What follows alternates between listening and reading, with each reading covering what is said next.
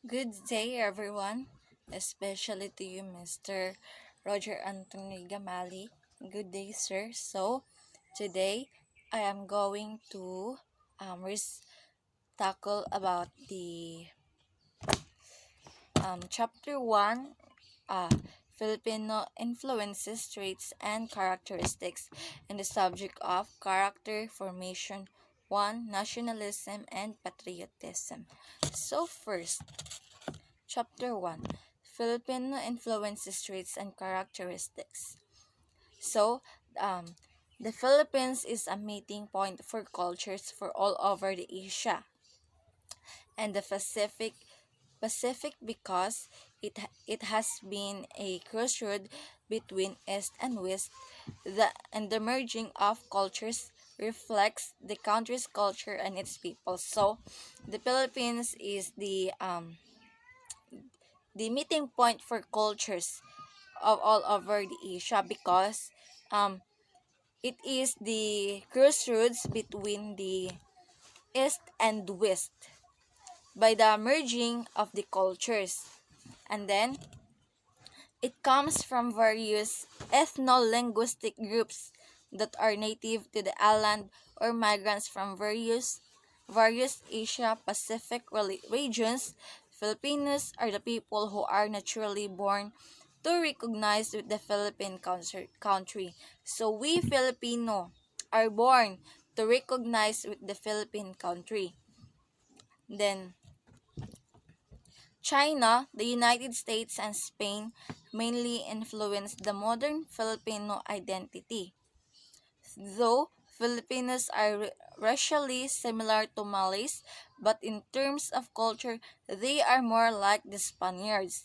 So the Filipinos, they are like the same with the cultures of the Malays, but um, the terms of culture of the Filipino are like Spaniards.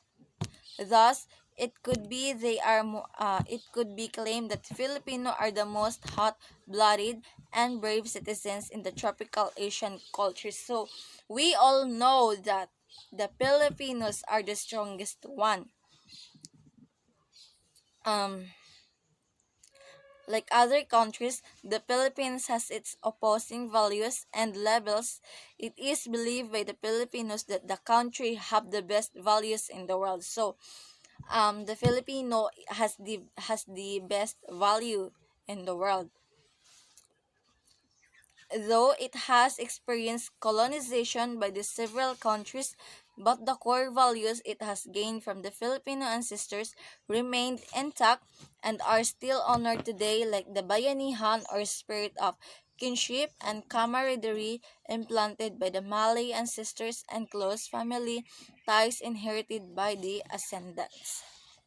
And yes, it says here that the Filipinos had been through to the several colonization, but the core values of the Filipinos will will remain, and then it can be and remained and honored until today. And then the most well-known traits and attitude of the Filipino. So we have here the most well-known traits and attitudes for the Filipino. We have the positive traits and the negative traits. So first, let's start with the positive traits. In the positive traits, we had the hospitality. Hospitality is a trait displayed by every Filipino and characterized by heartwarming generosity and friendliness exhibited to foreigners and locals alike. So, we have here the so the the Filipinos has the hospitality, which is that being every time that there are Americans or foreigners visit here in the Philippines, um, the Americans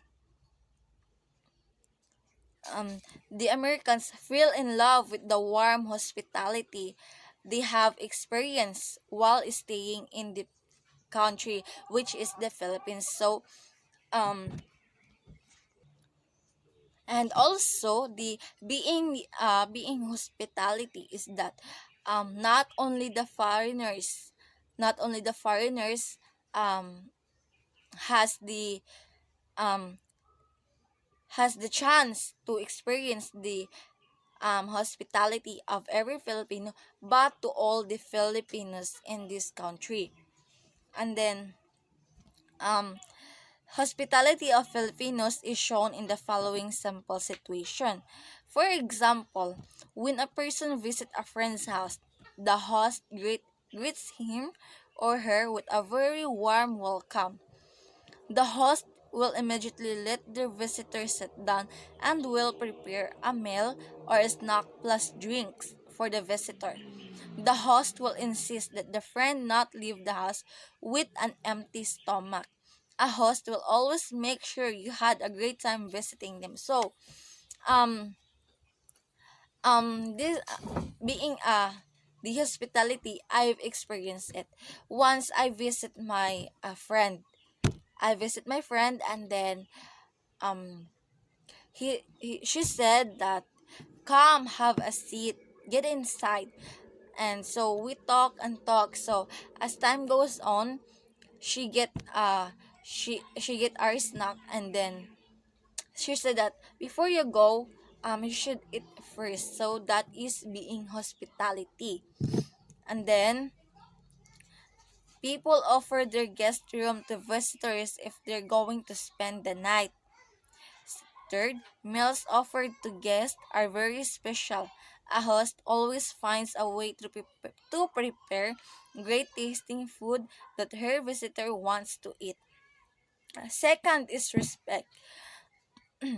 Respect. This is often observed not just by younger people, but also by people of all ages. In the Philippines, respect for one's elder is a tradition. So, um, respect. First, po and opo. These words are spoken by the Filipinos when talking to elders, or in order to show respect to persons in authority. These Filipino words means yes when answering or talking to the elders. And then, the second, pagmamano, another way of showing respect to the elders when greeting them. This is done by putting their elders' hand on their foreheads. So, um, pagmamano. My example here is that when I still remember when I was just a elementary student, and then every time I went home from school, so when my parents is at home, so I bless them, and I say mano po in Tagalog. So when in Bisaya it is amin kuma pa. So it is the way we show our respect to them. And then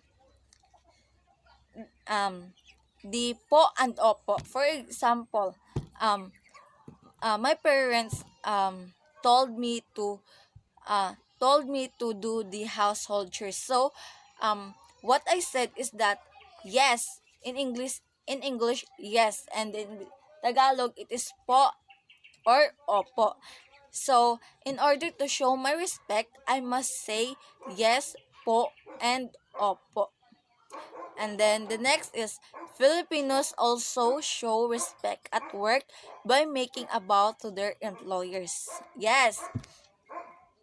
Um Filipinos also show respect. So, um, I have seen this in the some people uh, that every time their boss asking them to do something, so after that they're going to bow in front of their boss. It means showing respect also. And then the third is strong family ties and religions. Filipinos value their families so much that they tend to keep families intact through the generations.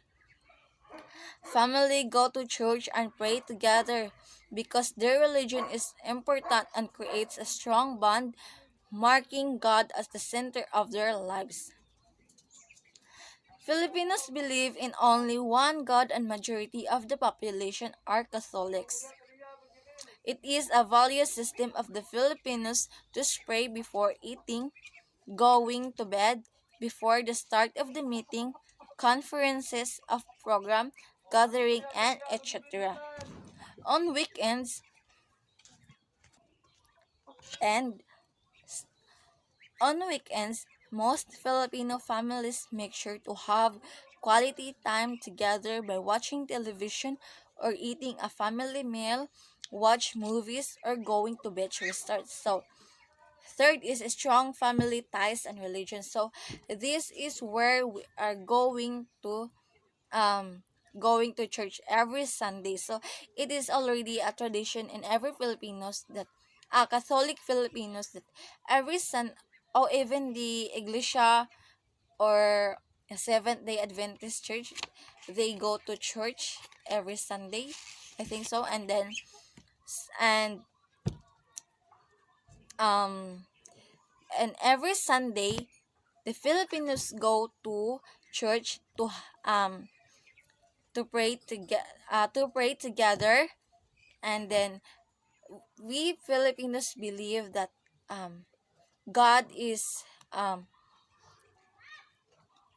God is we Filipinos make God as the center of our lives, and also praying is that we believe that when we are going to pray, it makes our um, it it creates a strong band, and then uh, during weekend um during weekend the Filipinos had this tradition that they're going to have band, like um going to a beach, swimming, or um outdoor, going to outdoor and uh doing such banding. And then the next is generosity and helpfulness. Aside from being hospitable, Filipinos are also well known for being generous. Yes, I've seen this in many people who are being generous. They share what they have to the people around them even when they only have little.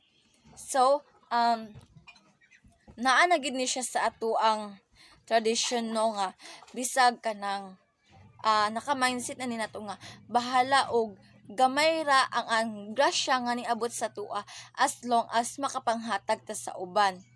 Muna ang gitawag nila nga sharing is ano share pod pag naay grasya muna siya. And then this could be felt during birthdays, weddings, or fiesta or party. When visitors came to celebrate great tasting special foods are specially prepared for everyone. It is shared by friends, families, or even strangers. Yes, this could be happen also during the birthday, weddings, or party, or even the fiestas. Um, we we are going to cook such foods for the people to para nga naay makaon ang atong mga bisita.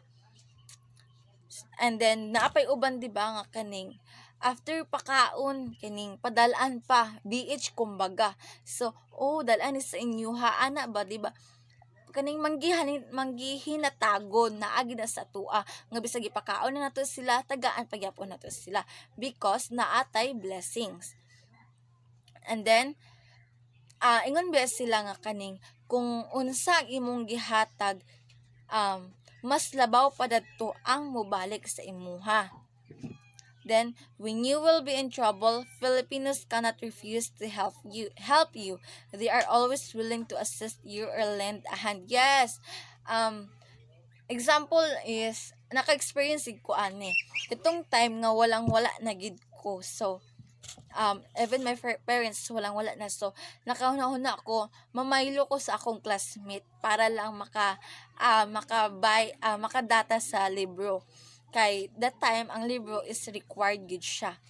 So, no choice ko kundi manghulam na lang ko sa iyaha og kwarta. So, moto, nagpabaga gid ko og naong para makahulam og kwarta.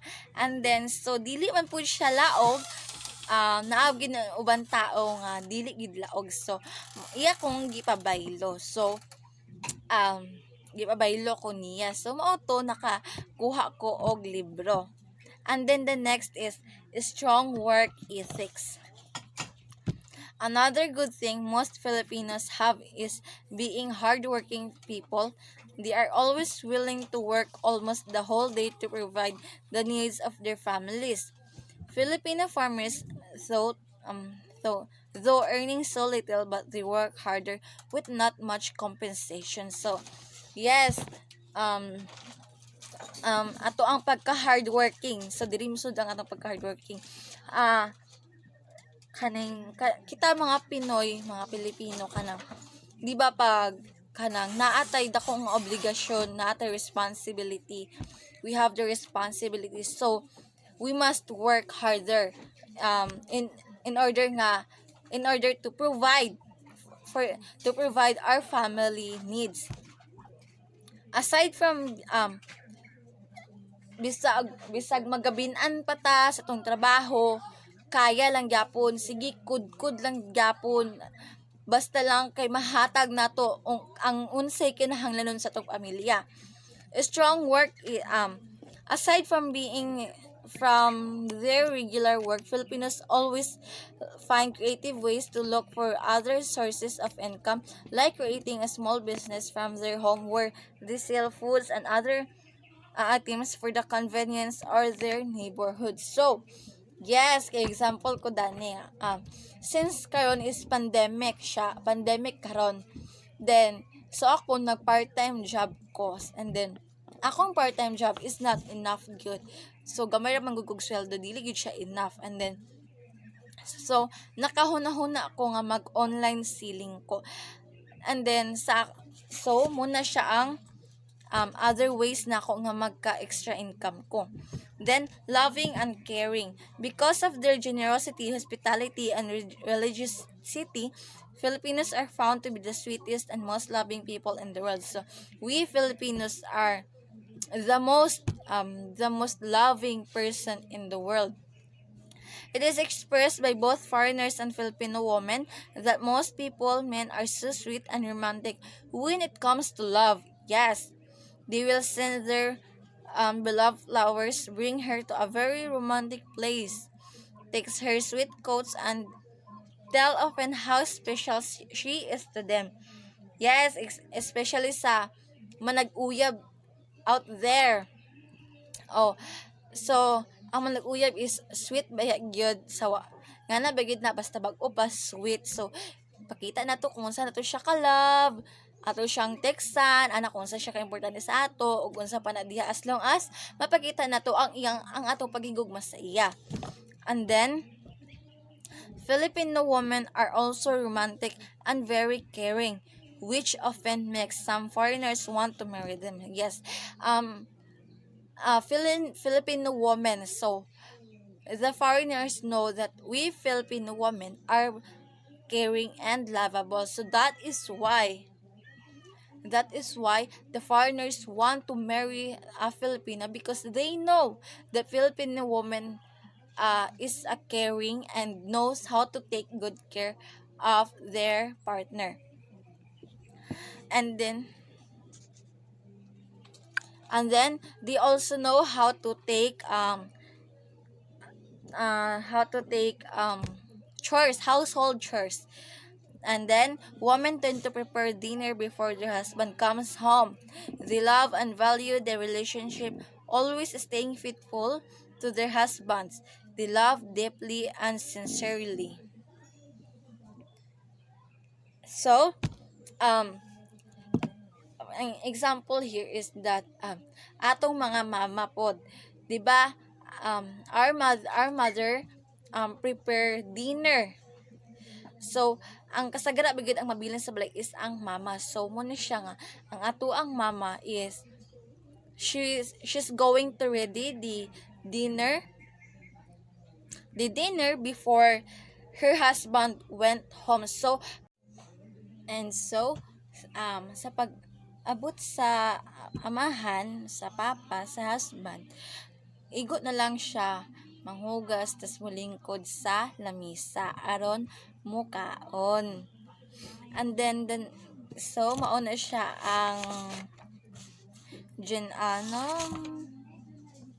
the loving and caring. So, 'di ba gialagaan sa mama si papa. Si mama ang nagready sa panihapon ni papa. And then, so let's proceed to negative traits of Filipinos. So, this is the fatalism, bahala na or come what may attitude. So, when Filipinos are facing difficulties and shortcomings, they have this attitude of leaving it up to God to sort things out. An attitude of what goes around comes around. Filipinos have a tendency to surrender to the future of luck. They have that strong confidence that everything will work out in His interest without doing anything. Filipinos often accept bad news or circumstances without trying to stop or change them. This can sometimes be helpful in adversity, but it can also keep us from finding ways out of situation. Also, constantly expecting the worst can get pretty depressing. So this is the fatalism, bahala na or come what may attitude. So this is the time that, for example, I have this attitude every time I have difficulties. I don't do such thing to get out of that situation.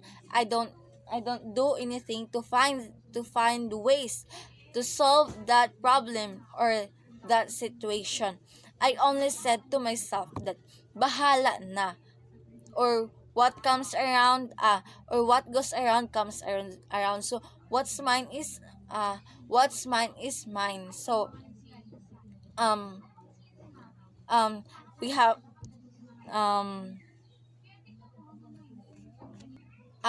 we offer everything to God, and we believe that He is going to help us. He will do such thing to find ways to solve our problems. But where in fact we people doesn't do anything to solve the problems. And then um and we believe that the worst situation will get pretty depressing. And then the next one is manana habit, procrastination. True-blooded Filipinos have the attitude of causing delays in accomplishing things or making transactions. When not interested or not in the mood, they wait or reserve until tomorrow or the next day to finish what they are doing or meeting their transactions. However, there are some Filipinos nowadays who take their time in doing things or in making decisions promptly. There are some who are habitually late or not showing up at all. There are few Filipinos who are punctual or for social meetings. In fact, it is not expected of them to arrive exactly on time, especially at a party. The bahala na attitude is the outcome of the manana habit. When the tasks are left undone, this is usually shown and even expressed by people who do not care much what lies ahead and just leave everything in faith. So, example here is this is the report that I am making right now. um our instructor gave this task last last week, so the deadline will be tomorrow, no, by August 13. So I said to myself that later I will do my report later, and so on, minute, and then later on, I said that there's still another day for this. So, and then um until the time that on the deadline, on the submission of the report, um ay sa time nga tingpasan na didto na ko ni buhat sa akong report. And then kaning mm, so kay tingpasan naman, so for tingpasan na, so August 13 na, so magkarakara na og buhat. So ang gibuhat na lang is for compliance only. So bahala wala na tarong ana, bahala na to, okay na to as long as nakapasa, ingana nga attitude na to. And then mamahala na lang bitaw ta nga kanang bala na, okay ra to, nakapasa bitaw ta ana. And then next is crab mentality. This is an attitude of some Filipinos where they tend to push each other down to clear the way for their own gain. Filipino with this kind of mentality or attitude try their best to ruin each other by making issues against the other for him to turn out bad to the public or the company or organization, so that people will gradually put distance and lose their confidence and trust that eventually result to the replacement. So example here is ako'y kaaway, and then ang kato akong kaaway is kaning kanang nilad siya og batasan. So silbi hate ko niya. And then so kay naay incident nga nahitabo, so ako which is kato nga incident nahitabo, siya ang hinungdan nganong nahitabo to. So iyang sala gipahid niya sa ako, ako ang iyang gihimo nga salaan para siya mahinlo siya, and then ako layuan ko sa mga tao kay ingana ko nga pagkatao na ngilad ko kay ngana lagi. So and then ang mga tao is mawad-an dayon og pagsalig sa ako. And then the next is hypocrisy. This is a trait of the Filipino where criticisms to others, failure to live with the moral standards of society are inevitable. In the Philippines, morality is set by the traditional society.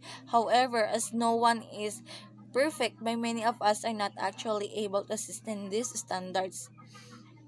So a perfect example could be the criticism faced by those who become pregnant outside marriage. The sad fact behind this scenario is that some of these critics could have actually engaged in premarital sex too, only that no proof is visible. The next is Nengas Kogon. Most Filipino are very good at the start when doing something. Nevertheless, after a few hours or days, the excitement to do or accomplish something is lost and become too lazy to finish what we have started. So, next example here is when, for example, me, I am excited to enter the college because I've never experienced it. It is my first time to enter college, and I am first year high school, first year college. So I entered. I was excited. I excited very much.